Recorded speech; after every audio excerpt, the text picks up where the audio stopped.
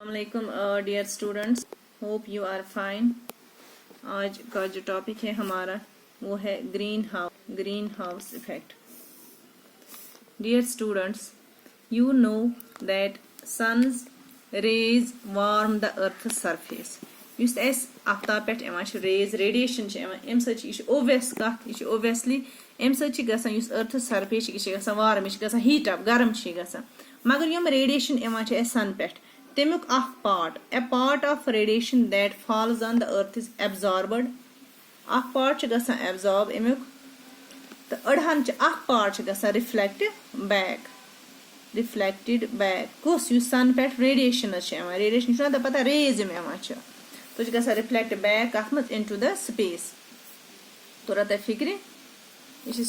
سہل کتھ سنس پٮ۪ٹھ یُس سن پٮ۪ٹھ ریز چھِ پیوان زٔمیٖنس پٮ۪ٹھ أڑہن چھِ گژھان زٔمیٖنس منٛز سُہ ایبزارب أڑہن چھِ گژھان reflect back into the space یُس یہِ پارٹ آف رِفلیکٹڈ ریڈیشن چھُ it is trapped by the atmosphere اتھ چھُنہٕ ایٹماسفیر دِوان نٮ۪بر گژھنہٕ کینٛہہ it is trapped by it atmosphere trapped radiations چھِ it further warms the earth یہِ چھِ ضروٗری کتھ یِم ٹریپڈ ریڈیشنز روز یتھ ایٹماسفیرس منٛز أمۍ دیُت نہٕ یِمن ریڈیشن واپس گژھنہٕ کینٛہہ اَمہِ سۭتۍ گوٚو أرتھ واریاہ ہیٖٹ اپ یہِ گوٚو ہیٖٹ اپ اتھ چھِ أسۍ ونان گریٖن ہاوس اِفیکٹ اگر تۄہہِ بوٗزمُت آسہِ گریٖن ہاوس وٕچھمُت آسہِ نرسری منٛز کُنہِ جایہِ باغس منٛز تتھ چھِ آسان پٮ۪ٹھٕ ترپال یُس یہِ سنز ریز چھِ تتھ منٛز تِم چھِ یِوان پیوان چھِ اتھ گریٖن ہاوسس پٮ۪ٹھ گژھان چھِ اندر زٔمیٖنس تانۍ مگر أڑہن یُس واپس چھِ رِفلیکٹڈ یُس ریز چھِ رِفلیکٹڈ ریڈیشنز چھِ تِم چھِنہٕ امہِ منٛز نٮ۪بر نیران کینٛہہ تہٕ گریٖن ہاوسس منٛز چھِ آسان واریاہ زیادٕ ٹیمپریچر یُس یہِ ٹریپنگ آف ریڈیشن چھِ باے د أرتھس ایٹماسفیر یہِ چھِ سِمِلر یُتھ گریٖن ہاوسس منٛز چھِ توے چھِ اتھ ونان green house effect without this process life would not have been possible on earth مگر وٕچھ اَسہِ وٕچھُن امہِ سۭتۍ کیاہ چھُ گژھان یُس اکھ گیس چھُ تۄہہِ پاے چھُ carbon dioxide CO2 it is the component of air چھُنہ ایرس منٛز کاربن ڈائی آکسایڈ چھِ آکسیجن تہِ چھِ نایٹروجن چھِ یہِ چھِ اکھ کمپوننٹ کُس کاربن ڈائی آکسایڈ یُس یہِ کاربن ڈائی آکسایڈ چھِ مگر یُس کاربن ڈائی آکسایڈ چھِ اگر یہِ زیادٕ گژھِ ایٹماسفیرس منٛز ایکسس بنہِ ایٹماسفیرس منٛز گژھِ زیادٕ کُس کانٛہہ تہِ گیس اگر زیادٕ گژھِ تہٕ سُہ چھُ بنان پلوٗٹنٹ آف ایر تِتھے کٔنۍ چھِ یہِ اگر یہِ کاربن ڈائی آکسایڈ گژھِ if there is excess of carbon dioxide in the air it acts as a pollutant وۄنۍ کیاہ چھُ کرُن یُس یہِ کاربن ڈائی آکسایڈ چھِ it is continuously being released چھُنہٕ نیران کاربن ڈائی آکسایڈ أسۍ تہِ چھِ تراوان شاہ سۭتۍ أسۍ چھِ ایکسیل کران کاربن ڈائی آکسایڈ انہیل چھِ أسۍ کران آکسیجن ایکسیل چھِ کران کاربن ڈائی آکسایڈ أسۍ تہِ چھِ تراوان نٮ۪بر کاربن ڈائی آکسایڈ باقٕے ایکٹیویٹیٖز سۭتۍ چھِ کاربن ڈائی آکسایڈ گژھان ایٹماسفیرس منٛز جمع وۄنۍ اوس یہِ بیلنس روزان امِچ یہِ اوس روزان بیلنس ییٚلہِ کُلۍ ٲسۍ ہورٕ کُلۍ چھِ چٮ۪وان کمہِ خٲطرٕ کاربن ڈائی آکسایڈ فوٹوسینتھسِس خٲطرٕ یہِ آسہِ تۄہہِ پوٚرمُتٕے یِم پلانٹ چھِ they utilise carbon dioxide from the atmosphere for photosynthesis مگر یورٕ چھِ گژھان کٲم یِم ہیوٗمن ایکٹیویٹیٖز چھِ یِم چھِ کران کُلٮ۪ن رِڈیوٗس کِتھ کٔنۍ باے ڈِفاریسٹیشن چھِ کنٹِنیوسلی گژھان ییٚلہِ ڈِفاریسٹیشن چھِ گژھان امہِ سۭتۍ چھِ گژھان یِم پلانٹ چھِ گژھان کم وۄنۍ ییٚلہِ پلانٹس گٔے کم یورٕ تروو اَسہِ کاربن ڈائی آکسایڈ یہِ کاربن ڈائی آکسایڈ ٲسۍ نہٕ پلانٹس چٮ۪وان وۄنۍ ییٚلہِ یِم پلانٹس کٹ گٔے یِم پلانٹ ژھیٚنۍ گٔے ڈِفاریسٹیشن کاربن ڈائی آکسایڈ کتھ منٛز گوٚو جمع یہِ گوٚو ایٹماسفیرس منٛز جمع گوٚو نا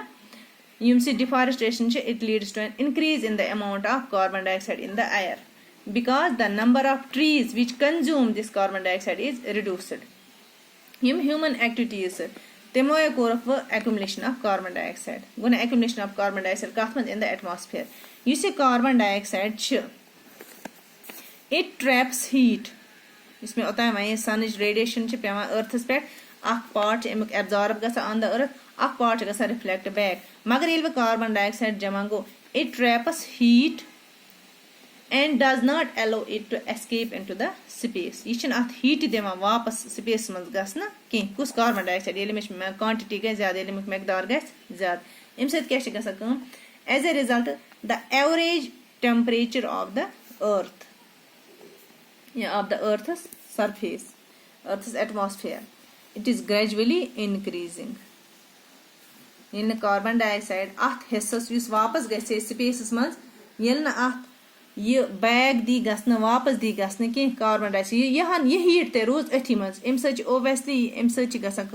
अर्थस एटमॉस्फेयर हीट यह इनक्रीज अत वन ग्लोबल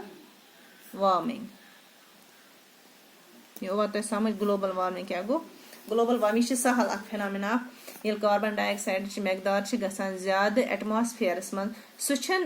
तथ हिस्सस वापस दिवान गसन कह तथ रेडिएशन तथ पार्ट ऑफ द रेडिएशन वापस दिवान गसन कि वापस गसान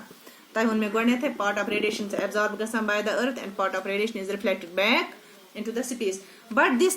excess carbon dioxide ज्यादा कार्बन डाइऑक्साइड एटमॉस्फेयरस मज यह दिवान अत बैक into the space गसन कह कथ हीट ये रेडिएशन वापस गई कि अम गो यह एटमॉस्फेयर अम गो अर्थुक एटमॉस्फेयर ज्यादा हीट अत average temperature हुर्याव war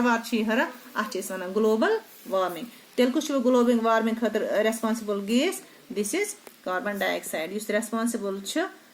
for global warming. Other gases like methane nitrous oxide है these gases also contribute towards this effect like carbon dioxide they are also called greenhouse gases इसका carbon dioxide is one is greenhouse gas these gases are also called greenhouse gases।